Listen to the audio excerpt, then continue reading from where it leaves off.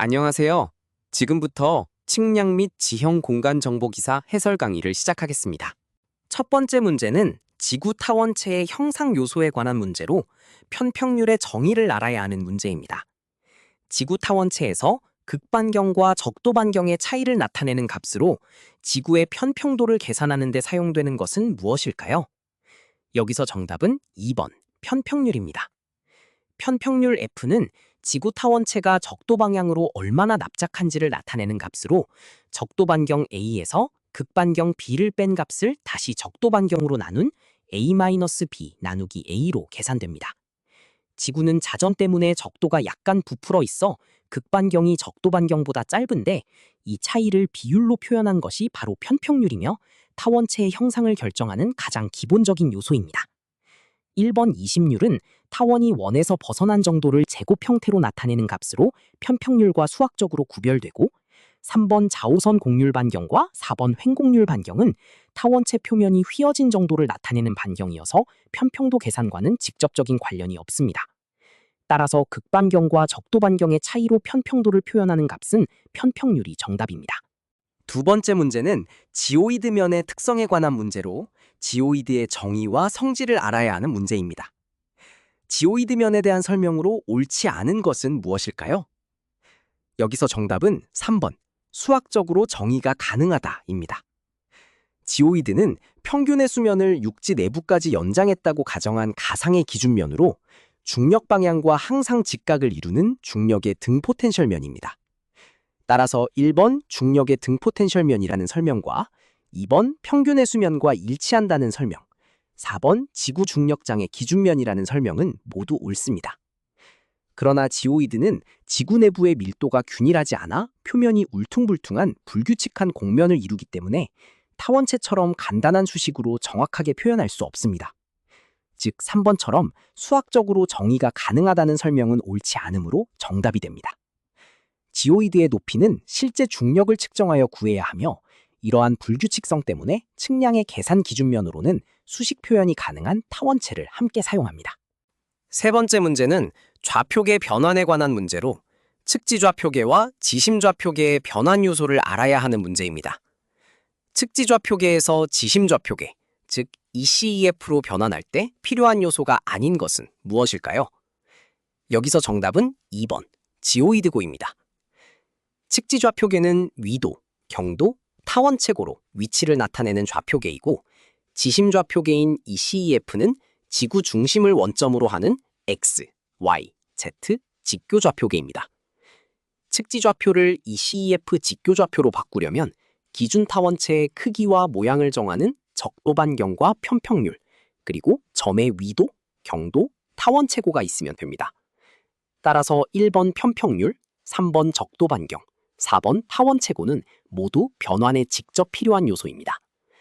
반면 2번 지오이드고는 타원체면과 지오이드면 사이의 높이 차이를 나타내는 값으로 정표고와 타원체고를 서로 환산할 때 쓰일 뿐 좌표계 자체의 변환식에는 직접 들어가지 않습니다. 그러므로 변환에 필요하지 않은 요소는 지오이드고입니다. 안녕하세요. 지금부터 측량 및 지형 공간 정보 기사 해설 강의를 시작하겠습니다. 첫 번째 문제는 완화곡선에 관한 문제로 완화곡선의 기능을 알아야 하는 문제입니다. 완화곡선의 기능으로 적절하지 않은 것은 무엇일까요? 여기서 정답은 3번, 차량의 속도 증가입니다. 완화곡선은 직선 구간과 원곡선 구간 사이에 넣어 곡률과 켄트가 갑자기 바뀌지 않고 서서히 변하도록 만드는 곡선입니다. 그래서 1번처럼 원심력이 점진적으로 증가하도록 해 충격을 줄이고 2번처럼 켄트를 서서히 높여 시공을 수월하게 하며 4번처럼 승객이 느끼는 흔들림을 줄여 승차감을 개선하는 기능을 합니다. 그러나 3번, 차량의 속도 증가는 완화곡선의 기능이 아닙니다. 완화곡선의 목적은 곡선 구간을 안전하고 편안하게 주행하도록 돕는 것이지 차량의 속도를 높이기 위한 것이 아니기 때문입니다. 따라서 완화곡선의 기능으로 적절하지 않은 것은 차량의 속도 증가입니다. 완화곡선은 안전과 승차감을 위한 것이라는 점을 기억하면 됩니다. 두 번째 문제는 완화곡선에 관한 문제로 길이를 결정하는 요소를 알아야 하는 문제입니다. 완화곡선의 길이를 결정하는 요소가 아닌 것은 무엇일까요? 여기서 정답은 3번, 집안 지지력입니다. 완화 곡선의 길이는 곡선을 안전하게 통과하도록 곡률과 캔트를 서서히 변화시키는 데 필요한 길이입니다. 1번, 설계 속도가 빠를수록, 2번, 캔트량이 클수록, 4번, 곡선 반경이 작아 곡선이 급할수록 더 긴 완화 곡선이 필요하므로 이 세 가지는 길이를 결정하는 직접적인 요소입니다. 그러나 3번, 집안 지지력은 땅이 하중을 견디는 힘으로 노반이나 기초 구조의 설계와 관련될 뿐 완화 곡선의 길이를 정하는 요소는 아닙니다. 따라서 완화 곡선의 길이를 결정하는 요소가 아닌 것은 집안 지지력입니다. 완화 곡선 길이는 속도, 캔트, 곡선 반경으로 결정된다고 기억하면 됩니다. 세 번째 문제는 완화 곡선에 관한 문제로 완화 곡선의 종류를 알아야 하는 문제입니다. 완화 곡선의 종류가 아닌 것은 무엇일까요? 여기서 정답은 4번, 대수나선입니다. 완화 곡선은 직선과 곡선을 부드럽게 연결하기 위해 곡률이 점차 변하도록 만든 곡선입니다. 대표적인 종류로 1번, 3차 포물선, 2번, 사인 곡선, 3번, lemniscate 곡선이 있으며 그 밖에 클로소이드 곡선도 도로에서 널리 쓰입니다. 이들은 곡률이 거리에 따라 일정하게 변해 완화 곡선으로 적합합니다. 그러나 4번 대수나선은 중심에서 멀어질수록 일정한 각을 유지하며 감기는 나선으로 곡률 변화가 완화 곡선에 맞지 않아 완화 곡선으로는 사용하지 않습니다. 따라서 완화 곡선의 종류가 아닌 것은 대수나선입니다. 3차 포물선, 사인 곡선, lemniscate 곡선은 완화 곡선이지만 대수나선은 아니라는 점을 기억하면 됩니다. 안녕하세요. 지금부터 측량 및 지형 공간 정보 기사 해설 강의를 시작하겠습니다. 첫 번째 문제는 사진 측량에 관한 문제로 입체 시차의 개념을 알아야 하는 문제입니다. 입체 시차에 대한 설명으로 옳은 것은 무엇일까요? 여기서 정답은 1번, 좌우 사진의 동일점 위치 차이다입니다. 입체 시차는 영어로 패럴렉스라고 하며 일정 부분 겹쳐 찍은 두 장의 항공사진에서 같은 지점이 나타나는 위치의 상대적인 차이를 말합니다. 이 위치 차이를 이용해 지형의 높이를 계산할 수 있습니다.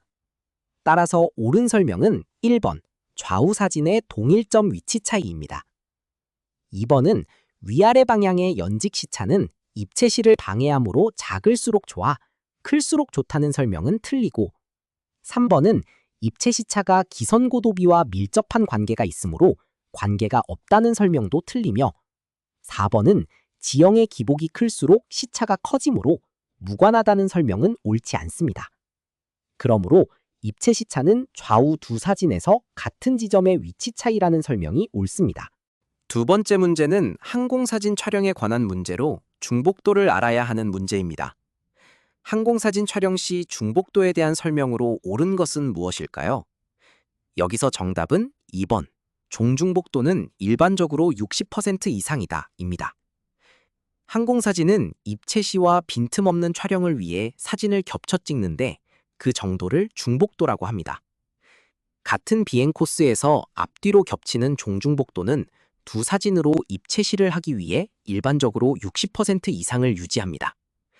따라서 옳은 설명은 2번, 종중복도는 일반적으로 60% 이상이라는 것입니다. 1번, 횡중복도는 보통 30% 정도를 표준으로 하므로 20% 이상이라는 표현은 다소 낮게 잡은 것이고 3번, 산악지형에서는 높이 차이가 커서 사각지대를 막기 위해 오히려 중복도를 높여야 하므로 낮춰야 한다는 설명은 틀리며 4번, 해안지역도 촬영 범위에 따라 중복도를 고려해야 하므로 무관하다는 설명은 옳지 않습니다. 그러므로 종중복도는 일반적으로 60% 이상이라는 설명이 옳습니다. 세 번째 문제는 항공사진 측량에 관한 문제로 기선고도비를 알아야 하는 문제입니다. 항공사진 측량에서 기선고도비, 즉 B분의 H에 대한 설명으로 옳은 것은 무엇일까요? 여기서 정답은 3번, 값이 클수록 높이 측정 정확도가 높아진다입니다. 기선고도비는 영어로 B분의 H라고 하며 두 사진을 찍은 카메라 사이의 거리인 촬영 기선 길이 B를 촬영 고도 H로 나눈 값입니다. 이 값이 클수록 같은 높이 차이에 대해 두 사진에서 나타나는 시차의 차이가 커지기 때문에 지형의 높이를 더 정확하게 측정할 수 있습니다. 따라서 옳은 설명은 3번. 값이 클수록 높이 측정 정확도가 높아진다입니다. 1번.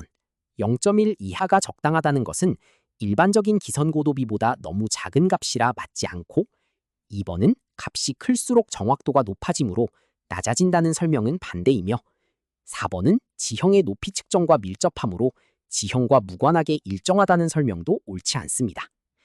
그러므로 기선고도비는 값이 클수록 높이 측정 정확도가 높아진다는 것이 옳습니다.